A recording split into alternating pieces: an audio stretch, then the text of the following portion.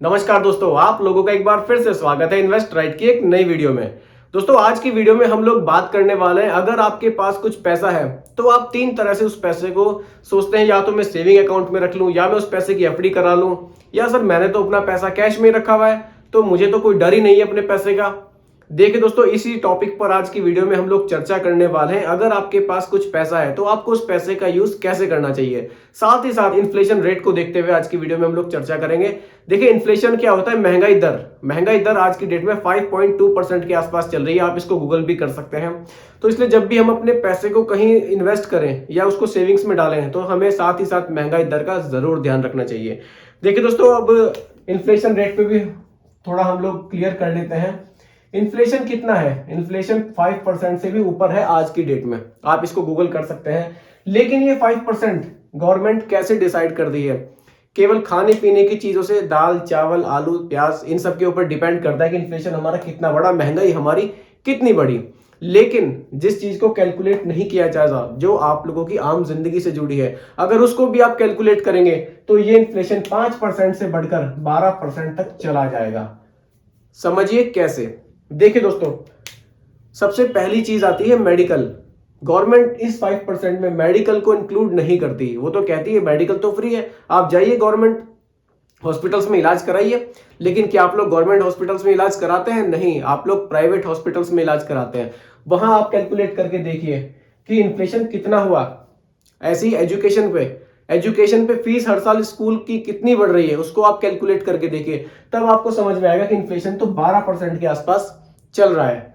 और आप अगर पैसे को सेविंग अकाउंट में रख रहे हैं तो आपको इंटरेस्ट कितना मिल रहा है? 4%। कुछ लोग कहते हैं नहीं सर, हमने तो अपने पैसे की एफडी करा दी, हमें ज्यादा पैसा मिल रहा है। वहां कितना मिल रहा है? 6.5%। चलिए 7 मान लीजिए, 7%। लेकिन इन्फ्लेशन कितना है? 12%। तो आपका पैसा धीरे धीरे डाउनफॉल की तरफ जा रहा है। इसको समझने की बहुत जरूरत है कि अपने पैसे का कैसे हम यूज करें। देखिए, ये जो मैं 12% आपको बता रहा हूं ना, ये रियल इन्फ्लेशन बता रहा हूं, क्योंकि इस इन्फ्लेशन में आपका मेडिकल का खर्चा, आपका स्कूल एजुकेशन का खर्चा कैलकुलेट नहीं किया जाता है। अब आप देखिए, प्राइवेट स्कूल्स में बच्चों को पढ़ा रहे हैं, वहां फीस हर साल बढ़ती जा रही है। बच्चे का ट्रांसपोर्टेशन बढ़ता जा रहा है, वैन से बस से जैसे बच्चा स्कूल जाता है। ऐसे मेडिकल में आ जाइए आप, मेडिकल में डॉक्टर्स की फीस बढ़ती जा रही है, दवाइयों का खर्चा बढ़ता जा रहा है। वहां इन्फ्लेशन कैलकुलेट करके देखिए आप देखिए, बाजार में जाते हैं, नई नई चीजें खरीदते हैं। शूज आप 2000 का खरीदते थे, वो 2500 का हो गया। ये कहां जुड़ेगा? ये इस 12% में ही आएगा। तो इन्फ्लेशन अगर आप कैलकुलेट करके चले तो लगभग 11-12% का इन्फ्लेशन आपको देखने को मिलेगा। अब इसको कवर करने के लिए पैसे को हमें कैसे यूज करना चाहिए, उसको समझने की जरूरत है। देखिए दोस्तों, अगर आपने बैंक में एफडी करा दी, ये तो हो गई सेविंग अकाउंट की बात। सेविंग में आपको 4% मिला, एफडी में आपको कितना मिला? एफडी में आपको 6.5 से 7% तक मिल गया। तब भी इन्फ्लेशन आपका कवर नहीं होगा। अगर आपको इन्फ्लेशन कवर करना है, अपनी लाइफ स्टाइल को बरकरार रखना है, जैसी आज चल रही है, 10 साल बाद भी मेरी लाइफ स्टाइल चलती रहे, बल्कि कुछ उससे अच्छी हो जाए, तो दोस्तों पैसे को आपको इन्वेस्ट करना होगा। पैसे को इन्वेस्ट करना होगा, पैसे को आपको काम पर लगाना होगा।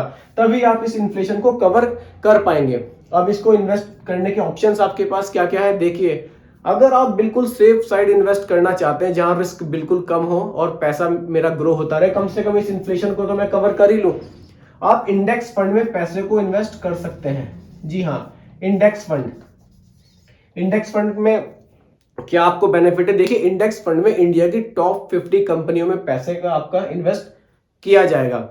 इससे सेफ इन्वेस्टमेंट आपको कहां मिलेगा? इंडिया की टॉप 50 कंपनी में आपका पैसा इन्वेस्ट हो जाएगा। वहां से आपको जो रिटर्न्स है, कम से कम 12 से 13% का रिटर्न आपको वहां पर देखने को मिल जाएगा। कम से कम आप इस इन्फ्लेशन को तो बीट कर ही पाएंगे। और दोस्तों, इंडेक्स फंड के बारे में और डिटेल में आप जानना चाहते हैं कौन सा इंडेक्स फंड अच्छा है, तो आप मेरे चैनल पर मैंने एक वीडियो डाली हुई है, उसका लिंक मैं डिस्क्रिप्शन में डाल दूंगा। आप मेरी उस वीडियो पर जाकर भी देख सकते हैं और इंडेक्स फंड को अच्छे से समझ सकते हैं। तो दोस्तों, वीडियो का मेन मोटिव वही था कि आप अपने पैसे को कैसे यूज करें। पैसे को सेविंग्स अकाउंट में रखें, पैसे की एफडी करा दें, या फिर पैसे को आप इन्वेस्ट करें। और दोस्तों, कुछ लोग तो कहते हैं कि वो अपने पैसे को कैश घर में रखे हुए हैं।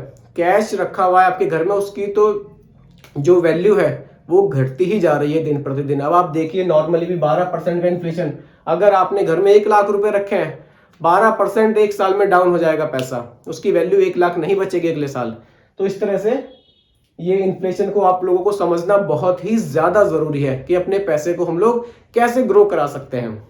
तो दोस्तों यही आज का टॉपिक था, इन्फ्लेशन के बारे में मेनली आपको समझाना। उम्मीद करता हूं कि आपको टॉपिक समझ में आया होगा। फिर भी कोई कंफ्यूजन हो आप कमेंट कर सकते हैं, मैं रिप्लाई करने की पूरी कोशिश करूंगा।